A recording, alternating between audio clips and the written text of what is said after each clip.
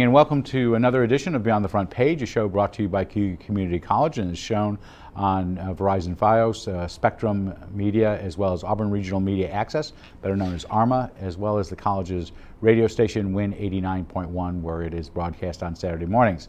On November 13th, the City of Auburn opened its Equal Rights Heritage Center in downtown Auburn, across from City Hall and next to the Seward House.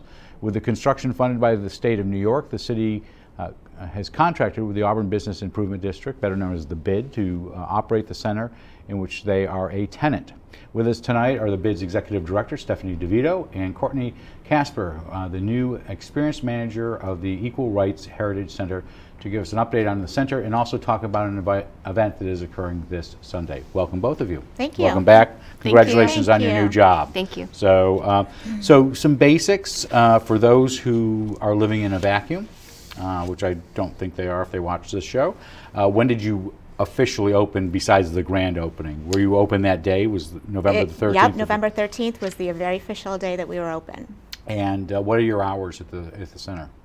They are, we have winter hours, and they are 10 until 4, and then we have weekend hours that are also 11 until 4. On both Saturdays and Sundays? Yes, Saturday and Sunday, And correct. Will that expand into the early evening come summer? It will go until 5 o'clock. So spring hours and summer hours will be from 9 until 5, and it'll close at 5. They'll have events in the evening now. And if you have not been there, we're going to get into the specifics of each of the exhibits, but if you haven't been there, walk me. I go through the front doors, and what do I see? When you go through the front doors, you'll see the local tourist information lobby. So that will be all your brochures for Auburn and Cayuga County, with a focus on Auburn's historic and cultural sites. And then there's also a permanent exhibit in there that features it spans about 250 years worth of history across New York State, focusing on equal rights. And then you'll find a Taste New York market leads you out to a public green space lawn. All right. And so when you walk in, is there a charge? Is it free? It is free. Okay. Mm-hmm. And open to the public. And is the building it really had a really fast build? A lot of people didn't think you were going to make the dates. Yeah. Not you, but the city right, in general wasn't. Is the building complete? Is everything done that you need to have done for it? Everything is completed. You know, with any new building, there's little tweaks here and there with the building. Couple punch lists here. Exactly, but those are just the last final items that are just you know minor items, but it's fully operational. I don't want to get into too much of numbers, but how many people? We're just short of. We're on the cusp of 5,000 now. 5,000. So probably by the end of this weekend, we'll definitely be. So that's a fourth of the year, or a third of the year through. What's your target for the year? We're hoping for 20,000. So do you think you're on pace? Do you think there was an initial burst because you were open, you were new? I know the night of the downtown parade, the Christmas parade, there was a burst of people. I was one of those. We had 500 that night. That night, so just to walk through. And holiday traditions, we saw 500 as well. You did, okay. And so how do you count them? Is there a clicker at the door, or We are actually visually marking people as they walk. We have a staff member at every door right now that we're actually ticking them as they come in. And how do you, so some of that can be repeat business, but how do you know where people come from? Because I think I read one story, both of you were at City Council a couple weeks ago, and you said there was somebody from Alaska, and I thought I may have this wrong, but 13 states had already been covered by that point. How do you That's correct, know? right. Okay. So we do have a signed-in guest book. We're actually working on getting a digital system set in place so that we can capture more zip codes. Right now we encourage everyone to sign a guest book, and we actually, it's through conversation as well. You know, we're always engaging, trying to promote the area with visitors that come in, so it's striking up a conversation. Do you follow up with, if you go to a digital guest book, I know that if you do it, for example, the Independence, the Constitutional Museum in Philadelphia, they get you on a mailing list and you're on there forever. Is that your goal, is that you will send people emails about Auburn and community? Our goal is definitely to have a newsletter for events and happenings at the center to send out. And you have the coolest title, sorry, anyway, so the Visitor Experience Manager. So when I read that at first, I had to read it twice because I'm like, Yeah. well, that's cool, because I thought it was part of a sentence, but it wasn't. It was a title. So what is the Visitor Experience Manager? What is your job? So my job is to manage what goes on internally at the center as far as welcoming visitors, making sure that everyone feels welcomed, making sure that information, all your traveler resources are accessible, making sure that we're not only attracting out-of-town visitors, but also locals as well. And you work for the bid, though, Yes. because the bid has the contract, and we'll get into Correct. that in a second. What did you do before taking this job? I was a associate publisher of Central New York Woman, the Scotsman Media Group editorial associate publisher in And you Syracuse. wrote for them? Yes. Okay. And I've also edited a book about Harriet Tubman and just been a lifelong history lover of Auburn. Now, is that book on sale at the Visitor Center? It's not on sale. We don't carry books yet. Right now it's just the Taste New York market. But So I was going to say, we'll get to the Taste of New York market, but will you sell other products that are related to the history of the streets? Because right now, when Auburn Downtown Books went out, they had an Auburn Right. section, and before that, Connie Talcott had one of the best sections in the county down in Union Springs. There's not a real great place where you can go for Auburn, Cayuga County related books. Will you be it? Well, I mean, we're hoping to sell some sort of merchandise in the future, so books certainly could definitely be part of that. We've been, you know, researching things like T-shirts and postcards and books, and every place that we go and visit, we're getting some samples of the things that they have so that we can eventually have them at our center. In regards to what you said about the books, though, I do want to mention Andrew Simpkin, who is the owner of the Phoenix building. He's done something kind of neat in the front of their space, and he's done exactly that. He has some books that were from the bookstore that are rich in history, so there's probably a good 50 book display there that people can go in and either purchase the books or look at the books that are based on history. So he's Is trying... that where the copy center is? Yes, it's where the copy center is, as well as he has other books that are kind of do-it-yourself books. So, you know, people don't really know that yet, so we're trying to promote that. I did not. So Yes, so you learned something new today. my wife will be very happy. Yeah, so definitely She take won't a be peek talking in to you there. after this. So, it's, so I asked that about the books because I know that, for example, if you go to Barnes & Noble, there's a whole section for first and second, third readers. You have a lot of children that come in there. There's books on Harriet Tubman, William Seward, other notables, George Washington's dog, but that's a different story. Are you originally from Central New York? no, I'm originally from Alabama, but I went to Syracuse University. Okay, So. so how'd you end up at Syracuse? Great journalism school. Newhouse is a great school, so wanted to go there, and then met my husband, who's from here, and that's how typical stories go. How girls from Alabama end up in Central New York. That most likely is the typical story. So you have a contract with the city. Yes. Initially, it was for 6 months, I thought. or 9 months. 9 months. Yes. So you're about halfway. We are. Almost. So are you thinking this is going to continue? Yes. Are you negotiating with the city now? Yes. Okay. So when would you hope to bring that to conclusion? Hopefully by June, you know, we will have that all in place and ready to roll for the next and upcoming year. So what do you cover? I mean, the city pays you a contract to employ Ms. Kasper. What are you responsible for, and what is the city responsible for? Because at this stage, the state of New York just turned the keys over to you and they're done, correct? Right. Okay.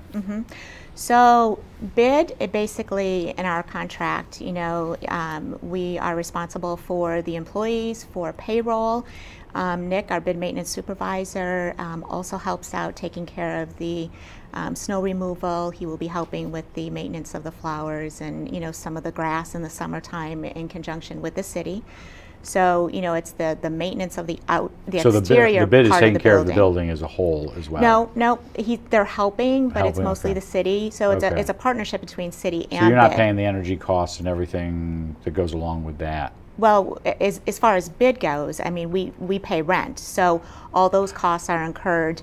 But you have other tenants, so the tourism office is Tourism, yes, when did tourism, they move in? They moved in January. Okay, and you moved in when? We moved in December. Okay, so we'll ask this of the city manager. He's going to be on because there's some carrying costs the city will have now in the future For the building itself. for the building itself. Correct.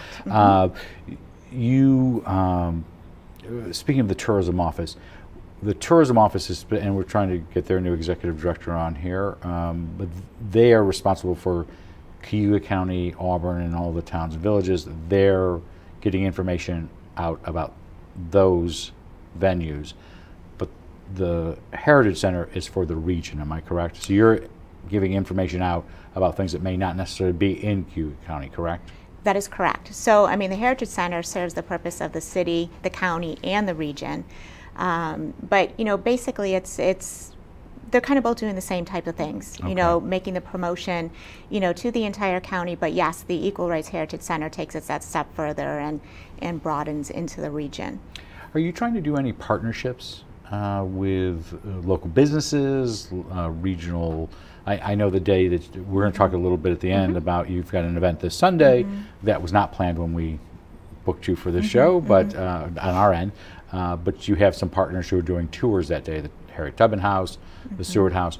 There's something at the Auburn Public Theater. Are you trying to do business partnerships as well? Absolutely, and that's what we're really focused on, is the collaboration and partnerships with the businesses, you know, in our downtown, in our county, and certainly in our region as well. I think I mentioned last time I was on with historical and cultural sites. There's been a great partnership with them. Courtney has met with all the executive directors of the historical and cultural sites, and you know, they're fully on board. But in regards to businesses, you know, for example, you know, we have Taste in New York, and you know, Gretchen's Confections is part of, you know, one of our vendors that come into the Equal Rights Heritage Center. And Gretchen's Confections is a chocolate. They do espressos. They're up on East Hill. Correct. Next to Angelo's. Yes. Okay. So, you know, they're a terrific partner in regards to, you know, providing chocolate and coffee. But we encourage, you know, all our businesses downtown, and for our events we have different vendors and venues who will be providing food and alcohol in the future. So, you know, it's, as I think I stated once before, you know, the center has been always an economic driver in our mind to strategically work for our businesses and our community and to promote that. And so we're very big in wanting to partner with everyone and collaborate to make it successful for the entire community. So in regards to the local store that's in there, that is local products made from what's the scope of the region? So it's a Taste New York market operated by the Cornell Cooperative Extension of Tompkins County. Not of Cayuga County. Correct. Okay. So it's a partnership with them, and they actually take applications for vendors. Right now it's kind of all types of things, including New Hope Mills, pancake products, maple syrup.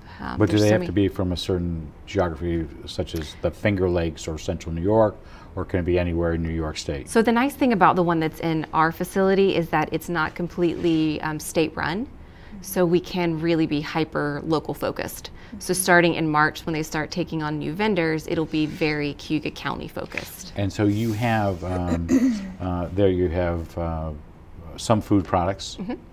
What else do you have? I know you have New Hope Mills there. What other food products do you sell? So it's about 80% food products and then 20% non-food items. What's a non-food item? Such as a cutting board. A huge top seller is a Finger Lakes cutting board. And I mean, we sold out of those around Christmas time because everyone came in to get Christmas gifts.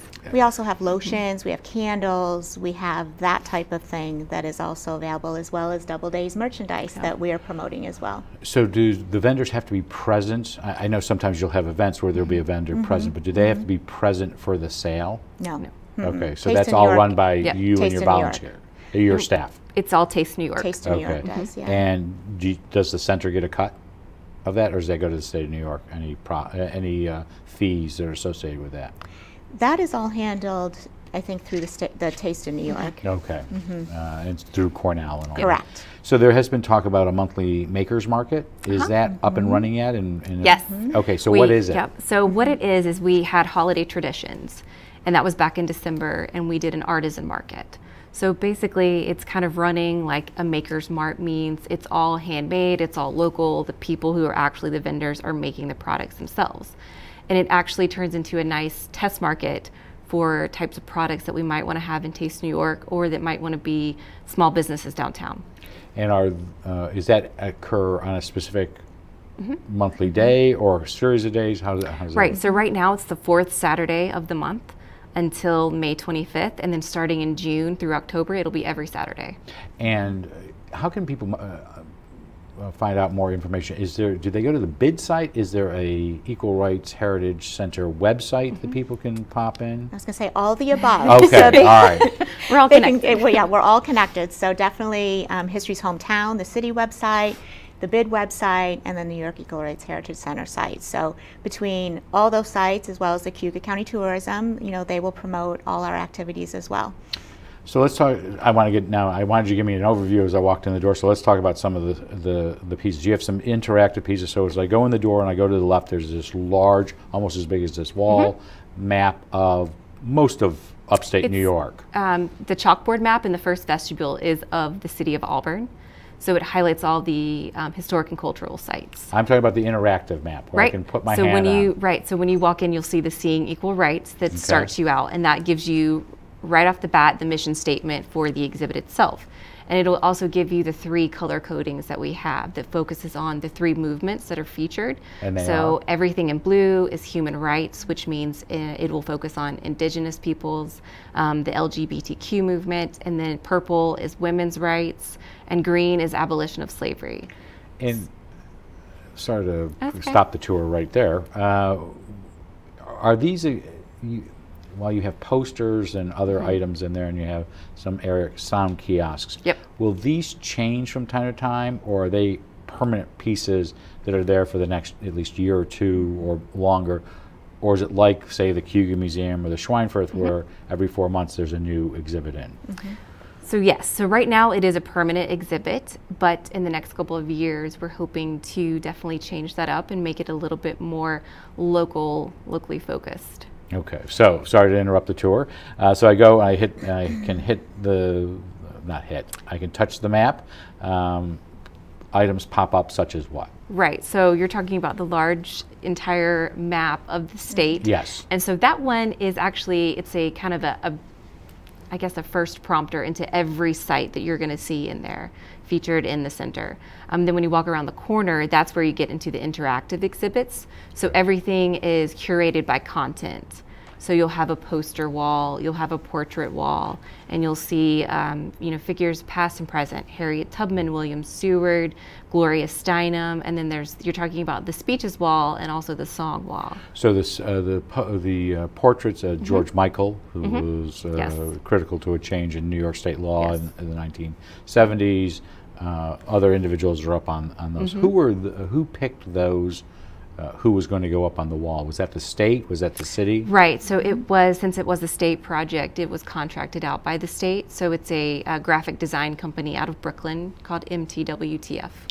So I know I'm going all over. I'm not going That's fine. I do that at museums too. It's okay. So the day of your grand opening and the ribbon cutting, I was able to was nicely invited to attend, and I saw the great posters.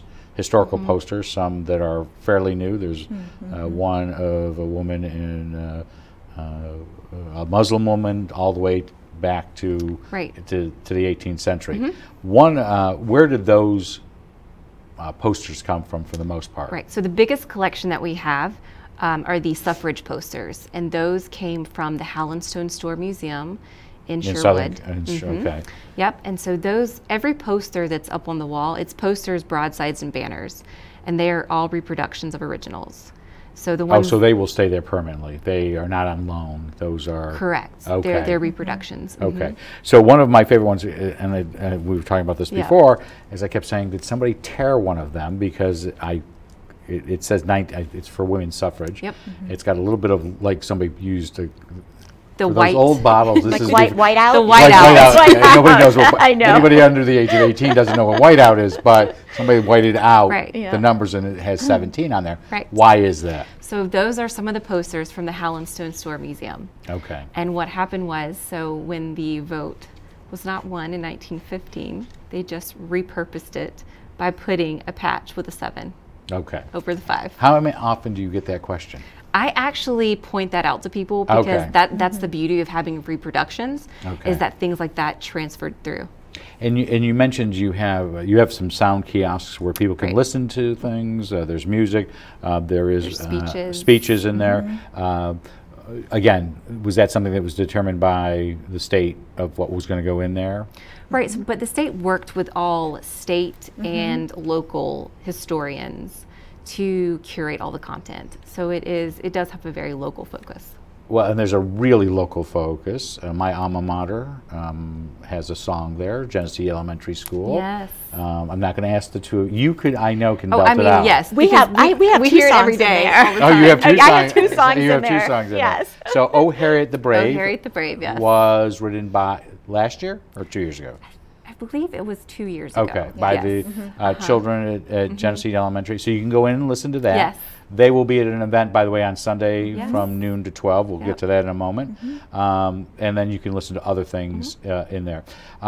Speaking of children, I thought I read somewhere, are you trying to start booking in field trips? Oh my goodness, yes. I'm already booking school groups and tour groups up until next October. Oh, okay. So Yes. what region are they coming from? Because I know for many school districts, busing is an issue because it's Right. an expense. Yeah. Are these local school districts? Are they across the region? So what we're doing is we're working in partnership with the Seward House Museum, since they're our neighbor, and we do have a door that connects to their backyard. So we work in partnership. You have a fence door. Yes. Not a door. It's not an Okay, actual okay, door. all right. It's a door, It's a and it has a nice gate. little Because padlock. I'm just waiting for people to call up and say, people "Where's the door?" do ask that. They're like, you have a door that connects? But yes. So since we do have the facility to have 2 bus parking spaces right out front, and obviously the public restrooms, we're using ourselves as kind of a starting point for the school groups. So I work in partnership with their education coordinator, and so we've got groups from I think it's Fillmore. Okay. Millard Fillmore School, and also some schools in Ithaca, tour groups. So you from are going to Canada. be, people are going to be busing here, and they're going to Oh, come yes. to your place. They're going to go to the Seward House, Yes. most likely other venues local as well. Right. We'll come back to the future of where you're going, but this weekend you do have an event planned. Why this weekend? So March 10th is a nationally observed holiday. It's Harriet Tubman Day nationally, and that was made. Once she passed away in It marks it's 13. 106 years after her Okay. death this year. In the 90s, President Bush made it a nationally observed holiday. In 2003, New York State did. They've always done the proclamation, City of Auburn. So this year with the opening of the center, and also recently the Harriet Tubman Home Incorporated becoming the Harriet Tubman National Historical Park. Also, it's the 2nd anniversary of our sister site in Maryland. So it's just kind of a nice culmination of celebration in her birth and resting places. So among some of the things that you'll have on that, Kate Clifford Larson, Dr. Larson, who is an author. She did a book on Harriet Tubman. Yes. Rosemary Kennedy, she was a guest here, I think, last year. She'll be there. What is she going to be talking about? So she's going to be talking about the importance of Harriet Tubman's legacy, especially as it pertains to the city of Auburn. And will you be selling her books? So we were trying to work that out on that day, but I do believe I've heard a lot of people say that they want to bring their own copy for her to sign, and I'm sure she'd be happy to do that. And I think that one's honor bound. Is that correct? Yep. So, and she's just great, and she just I've heard her talk a number of times, and she's just energetic and a very big supporter of Auburn in general. So, what else have you got planned? I know you're going to have some students there. So it's the Genesee Elementary School students singing Oh, Harriet the Brave. And So will they'll they be have other singing- selections as Yes, well? so they're Okay. singing 5 songs. Oh, okay. Yes, and So this goes from what time to what time? So this will be 12 to from 2. 12 to 2, and then we'll have Magpie, the actual musicians that recorded the songs, with them there. Magpie is what? I'm sorry, what is that? So it's Magpie, they're Smithsonian music educators. It's Terry Leonio and Greg Artsner, and they're the group Magpie. Are they local? No, they're from DC, Washington. And so they're DC. coming up for that They're as coming well. up, yep. And so this is a structure. The mayor will be doing the introductions, and Pauline this is, Copes Johnson. okay, Yeah. descendant Yes, of the great Tubbins. grandniece. So so this will be a structured. When you Yes, say we'll it's have a program. a program there, so Yes. it's not, you just can't come in at 12:15 or 12:30. I mean, you can. You yes. can, but if you want to enjoy the wanna whole watch the program. program, Right. there is a program versus an open house. Right. Correct. Okay. Is there any cost to coming to No. that? Do you have events planned in the near future where you're going to try to make the center the focus of people walking in the door. Oh, we definitely do. Okay, so what's coming up? Well, we have a whole year really programmed already, as Courtney mentioned earlier, for the Whether center. you're running this or not, Yeah. you've got a year. There's an incentive for a Yeah, contact. that's right. So Be invaluable and they won't get rid of you. That's right. Okay. So what we're trying to do this year as well is with a lot of our main events, as you know, with bid that we have, we're going to try to centrally focus them around the Equal Rights Heritage Center, kind of, you know, combine Exchange Street, maybe do an L into Genesee Street, have music in the courtyard. We are partnering with the city this year, so the city was very generous in having the Equal Rights Heritage Center is considered as one of our parks. So we will have on opposite weeks of Clifford Park on Wednesday nights, June, July, and August. No, July and August, right? July and August. July and August. We will have music in the courtyard, but then a movie in the green space, like they have at Hoops Park, Okay. Clifford Park, Casey Park. So that's going to be new this year, as well as, you know, Courtney mentioned with the Makers Mart, we're going to have acoustic music that we will tie in, as well as we're going to be hoping to have a farmer's market that will tie into the Makers Mart as well. So you're still doing Founders Day, but will the Founders Day be shifted towards the Loop Road versus Genesee Street? We will probably incorporate we will definitely incorporate the center into that. Okay. We're working on exactly what the details of that will look like. And when you said, so Clifford Park will have some music, you'll have some music. Are Yes. you going to be running children's movies? Or Yes. So Yep. there'll be two venues that people can go to Yes, for children's exactly. So basically, you know, like Hoops Park and all the other parks, there'll be music, you know, from like 6 to 8, and then the movie will start at dusk. So So currently how large a staff do you have? we have seven part-time employees, and then the visitor experience And they're manager. bid employees, they're not They're state employees, correct? They're bid employees. And you also are starting a focus on recruiting some volunteers, am I correct on Yes. that? When will Yes. how does somebody volunteer? Well, I mean, they can come in, they can contact Courtney and stop in and pick up an application as well. It's been a huge success as far as requesting of volunteers. We've had close to 40 applicants. Courtney and I have interviewed almost all of them, so we're looking to implement that at the end of March, do some training, and get them up and running for the season to begin. All right. Well, that's great. Well, I Yeah. hope you'll come back, give us updates from time to time on your Absolutely. numbers and what programs you have. But we have had with us over the last half hour Auburn Business Improvement District Executive Director Stephanie DeVITO, as well as Courtney Kasper, the new Experience Manager for the Equal Rights Heritage Center in downtown Auburn. They do have an event this Sunday, which is the 10th, am I correct? 10th. 10th, from noon to 2, where you can listen to Kate Clifford Larson talk, as well as the kids from Genesee Street School, as well as the Magpies. We'll be back on Tuesday with a new edition of Inside Government with City Manager Jeff Dygert, who'll give us a city update. We'll also have County Planning Director Steve Lynch and Kiva Van Der Gerst to discuss next week's input session for Emerson Park before we go on the college's spring break the following week. Before we go, though, we would like to let you know that you can send us your questions or thoughts for guests on Inside Government or Beyond the Front Page. You can send them to cozguitho@aol.com or Inside Government, 141 Dunning Avenue, Auburn, New York, 13021. I'm Guy Cosentino for KU Community College. We want to thank you for watching. We hope you have a good night, have a great tomorrow, and we will see you back here on Tuesday. Let us know where we're going. Did we cover everything? I think